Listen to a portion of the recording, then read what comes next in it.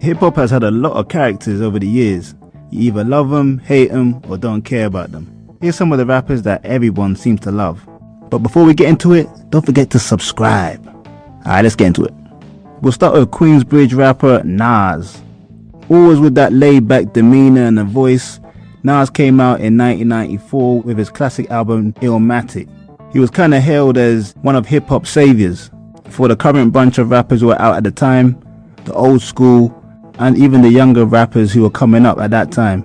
Nas was like hip-hop's hero.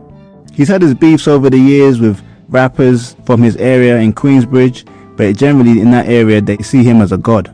Throughout his career, Nas had ups and downs, had a lot of hits as well, mainly by himself, but also with the classic song with Lauryn Hill, If I Ruled the World.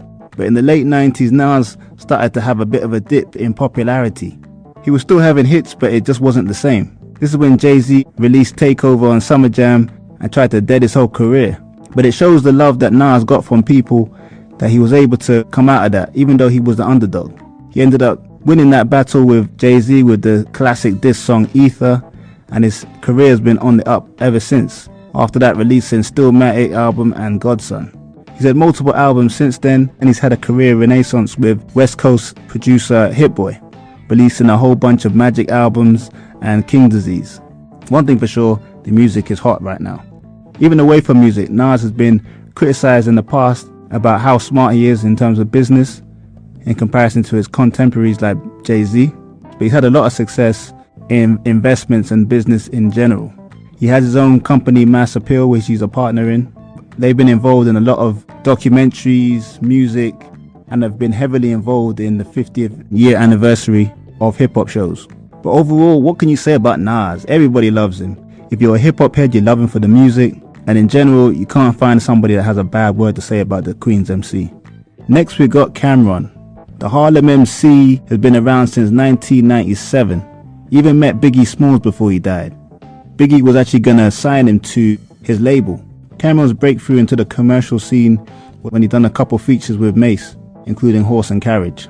He's always been able to rap really well, and he always had that cool demeanor about him. Although in his early days he was a bit more aggressive, because that was the times in hip-hop. In his early days he was more of a gold artist. He wasn't really making the biggest hits until he went to Rockefeller with Jay-Z, Dame and all them. That's when he brought the Diplomats over with Jewels and Jim Jones, and he had his big song Oh Boy, which I think is one of the best songs in hip-hop history. That album went platinum, and it helped Cam get even more popular than he already was. It was in his Rockefeller days when he made pink really popular, and to this day is his iconic color. And who can forget when Cameron went on Bill O'Reilly's show with Dame Dash, and we all remember him saying, "You mad?" That was a classic hip-hop moment. But it just showed the humorous side of Cameron. Even with his beef with 50, Cam was clowning 50 on the interview, the initial interview that started the problem, and then 50 came out with a diss song like the next day, and it was all aggressive with guns and all that. And then Cam, being Cam, came out with some comedic response with his Curtis diss song to 50. But overall, it's that laid-back demeanor, that cool Cam sort of swagger that makes people really like Cameron. Again, not many people got a bad word to say about Cam. Even the younger generation, like the Mac Millers and Wiz Khalifas, always bigged up Killer as a big influence in their career. And these days, Cam has kind of left hip-hop in a way. He's doing a sports podcast with Mace, and that's really getting popular online. He's had a few celebrities on there as well. Next we got Redman, the Brick City MC from the early 90s. He came in the game with Def Squad, with Eric Sermon and Keith Murray. Always been a respected MC, very aggressive, but also had a very comedic aspect to his rapping and to his career. Always had those funny skits in his albums, and I think that's what built a lot of endearment from a lot of fans. You can have fun with Redman. He was around for a long time till he got a really big commercial hit with Christina Aguilera with Let's Get Dirty, and then he's always had collaborative projects with Method Man, including the How High movie, which is a cult classic.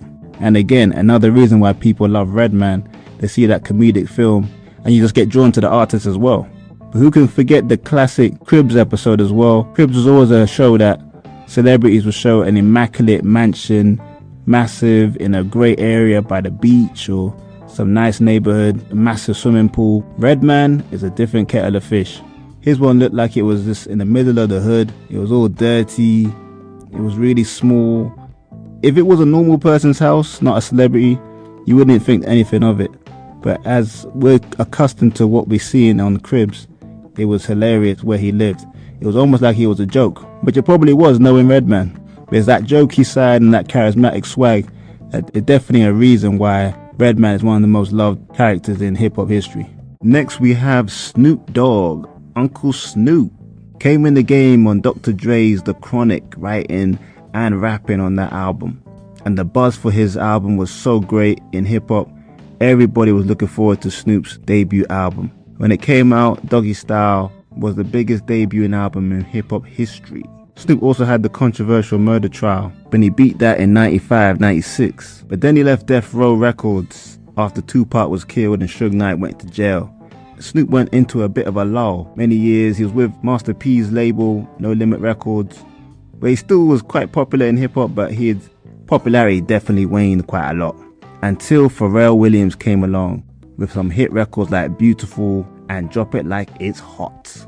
This got Snoop back into the conversation of being one of the main rappers in hip-hop. Snoop then propelled into a really mainstream celebrity, doing shows with Martha Stewart, movies. He's actually one of these artists that you can see him doing something gangster, then doing something in comedy, cooking shows. He's like hip-hop's uncle, and that's why you gotta love Snoop. In summary, Snoop has always been that smiley, laid-back rapper, known for smoking his green, worked with every artist in the game really, in different generations, and still providing good quality music. Next we got Ludacris. Came out in 2000 with his debut album. The southern rapper has always had that larger than life personality. You see it all the time in his videos, always very expressive. One of my favorite ones was Stand Up, when he had that big trainer on his shoe, stomping on the ground. His trademark braids and brash flow made him a real popular artist back in the early 2000s. He even went into movies, has starred in a lot of the Fast and Furious franchise films and other films that he's done well in. I wouldn't say he's the best actor, but he's definitely branched off from music to Hollywood.